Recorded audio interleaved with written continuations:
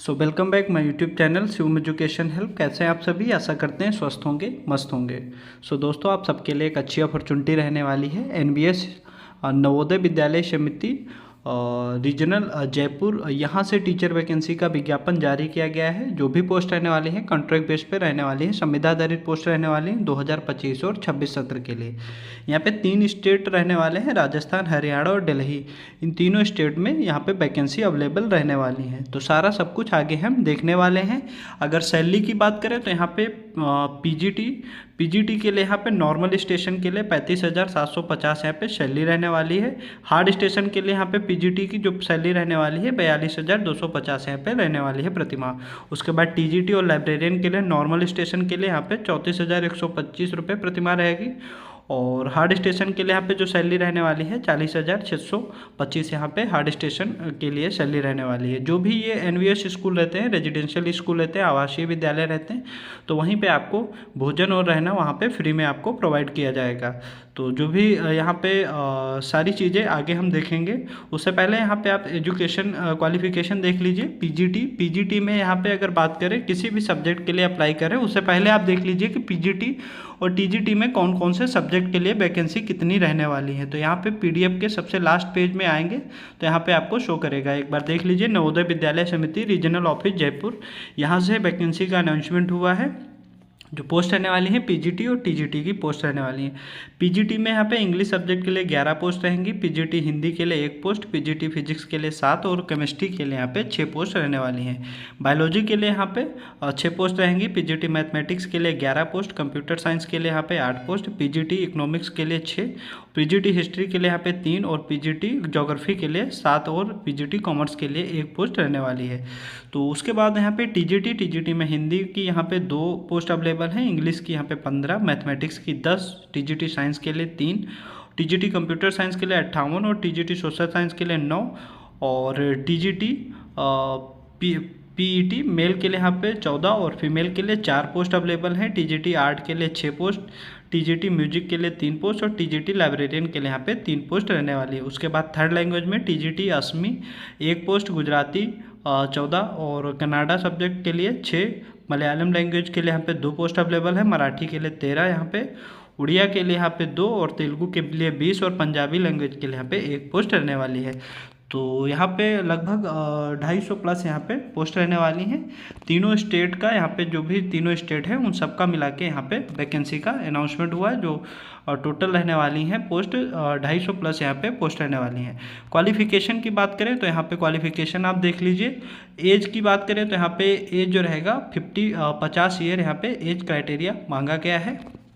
और सारी चीज़ें यहाँ पे मेंशन है। पीजीटी की क्वालिफिकेशन की बात करें तो जिस भी सब्जेक्ट के लिए आप अप्लाई करते हैं वो सब्जेक्ट आपके पीजी में होना चाहिए और उसके साथ में यहाँ पे 50% पीजी में होने चाहिए मार्क्स आपके, और वो सब्जेक्ट आपके पीजी में हो, उसके साथ में बीएड होना चाहिए।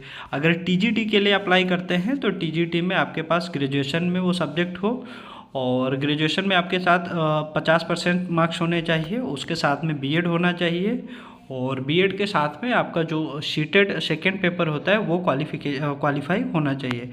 आपको हिंदी और इंग्लिश भाषा में पढ़ाने में प्रवीणता होनी चाहिए, आप दोनों लैंग्वेज में आप पढ़ा सकें, ये आपके पास होना चाहिए। तो सारी चीज़ें यहाँ पे मेंशन है, यहाँ पे आप देख लीजिए। यहाँ पे मेंशन भी है qualified in the central teacher eligibility test paper second conduct by the government of India. तो ये किस टीजीटी के लिए बात कर रहे हैं तो यहाँ पे आप देख लीजिए, यहाँ पे मेंशन भी है।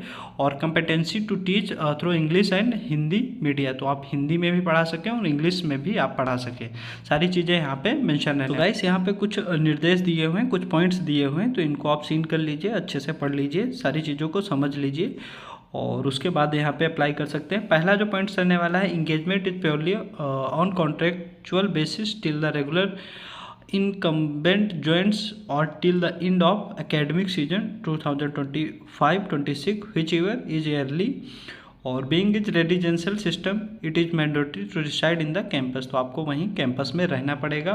Free accommodation as available on campus will be provide, तो आपको वहीं पे रहना प्रोवाइड किया जाएगा कैंपस के अंदर। Free food will be provided after school reopen with student, तो आपको भोजन भी वहीं पे फ्री में प्रोवाइड किया जाएगा। तो यहाँ पे सैलरी भी ठीक ठाक रहने वाली है और फैसिलिटी भी आपको रहना और खाना वहीं स्कूल के कैंपस में प्रोवाइड किया जाएगा। तो सारे पॉइंट्स यहाँ पे मेंशन है, एक बार आप सारी चीज़ों को चेक कर लीजिए। और guideline for the engagement of teacher on contractual basis Jaipur regional, यहाँ पे अगर आप क्लिक करेंगे तो ये जो एडवर्टीजमेंट है वो आप डाउनलोड कर पाएंगे और पीडीएफ में सारी चीज़ों को समझ पाएंगे, देख पाएंगे। जो यहाँ पे लास्ट डेट रहने वाली है 23/4/2025, ये लास्ट डेट रहने वाली है। 10/4/2025 से फॉर्म अप्लाई का डेट स्टार्ट हो गया था और लास्ट डेट जो रहेगी 23/4/2025 यहाँ पे लास्ट डेट रहने वाली। तो सारी चीज़ें हमने आपको बता दिया, क्वालिफिकेशन भी बता दिया, कितनी क्या पोस्ट रहने वाली हैं, कौन कौन से स्टेट रहने वाले हैं, सारा सब कुछ आपको हमने बता दिया है। तो आप जो ये दिशा निर्देश हैं आप इनको अच्छे से पढ़ लीजिए, समझ लीजिए।